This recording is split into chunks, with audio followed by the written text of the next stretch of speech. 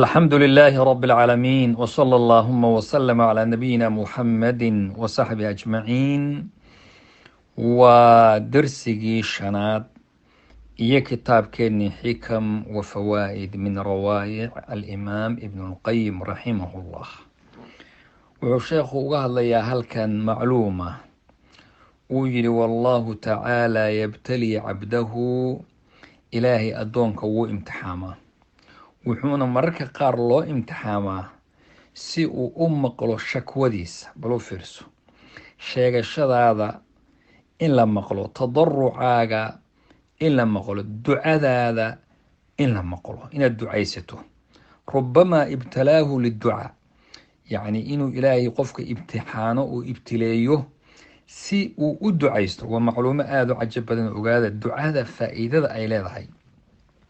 inaad allah subxaanahu watacaala barido umuur hadday kugu dhacdo haddaad jiran tahay allah bari haddaad wax u baahan tahay adduunye iyo waxyaabo kaloo allah bari haddaad u baahan tahay ilaahay inuu ku waafajiyo khayrka allah bari haddaad dooni ilaahay wax walba atadaruc waadducaa waliltijaa ila allah subxaanahu watacaala in isaga loo cararo qofka hadduu halmaamo ama uusan dadka qaar baaba inay ducaystaan dartood baa loo imtixaamaayo u fiirso waa macluumo aada runtii u cajab badan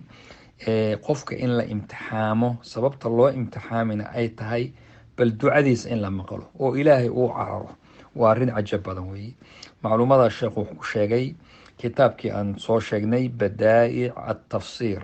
aljaamic lima fasarahu alimaam ibnu lqayim raximahu llah waxaa jira oo kale sheekhu uu ka hadlay tashbiihu nakhlati bilmuslim geedka la yidhaha timirta waxaa lagu shabahay qofka muslimka ah yani rasuulka sal ly slm waa xadiis saxiix ahaa waa ku yidhi shajara ama geed ayaa jira ee lamid ah geedkaasoo qofka muslimka ah lamid ah yaa ii sheegaya buu yidhi marka saasoo asxaabta weydiiyey ninba meel buu ku dhuftay waxaad xusuusataan waxaa gartay cabdullaahi ibnu cabaas oo wiil yar ahaa ayaa sheegay oo gartay maalin maalmaha kamid oo magaalada wadankan anoo jooga maraykanka gobolka minnesota ayaan tegay marka caruur yaryar oo dugsi ah oo aada u tiro badan baan subaxii muxaadaro u qabanay oo la ii geeyey muxaadaraan u jeediyey marka waxaan weydiiyey su-aal waxyaabaha aniga go-in bay kamid tahay iyo wadamadan gaalada sida dadku de ay ku noqonayaan iyo ilmaheen iyo dadkeenu waxay indhahoodu qaban iyo waxay arkayaan iyo waxay baranayaan marka waxaan ku yidhi waxaa jira geed muslimka oo kale ah oo rasuulku sheegay marka geed micnaheeda fiican waaye keed u malaynaysaan marka jawaabtii igu naxdin badnayd waxay ahayd ilmihii qur-aanka baranayay markii jawaabtii u badnayd ay yidhaahdeen waa geedka christmaska shajaratu christmasku waa xilligan ciidda dadka gaalada ah oon muslimiinta ahayn bisha december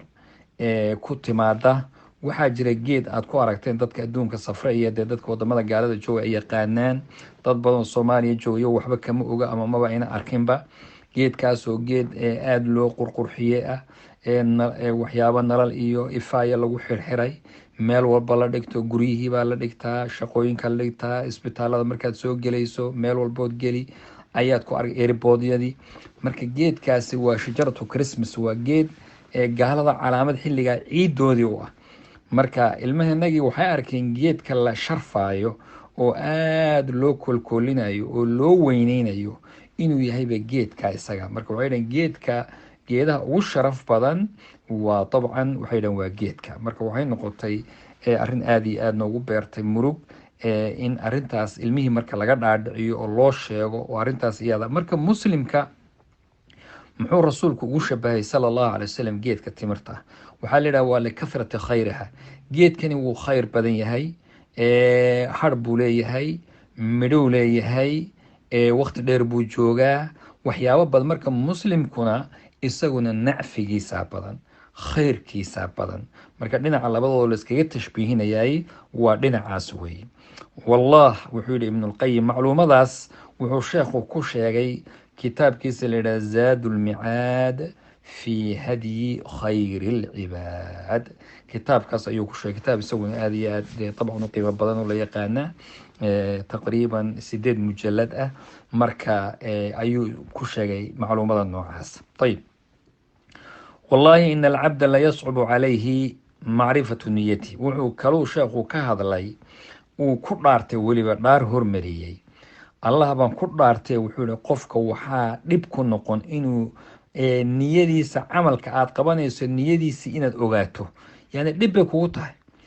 sideebaa qofku niyaadkii dadka kale niyadoodii seed uga waramaysaa? yani dadkii qaar baa ummadii kale un la daba dhigay, oo hebel waxaas u jeeday, heblaaya waxaas u jeeday, anaa laysoo fiiriyey, anaa kan layulaahay. yani ummadii niyadoodii buu rabaa inuu fasiro,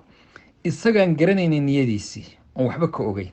marka arrintaasna waa arrin qofka laga wacdinayo. qof bini aadamka marar badan in la nabadgeliyo ayaa arrintu isagu imaaneysaa. macluumada sheekhu isagana wuxuu ku sheegay kitaabkiisii miftaaxu daari sacaada. ilaahay subxaanahu watacaala hayna dhowro, qowlkeenna ha ilaaliyo, ficilkeenna ha ilaaliyo, niyadeennana ha ilaaliyo. wajazaakum allahu khayr wbaaraka allah fiik.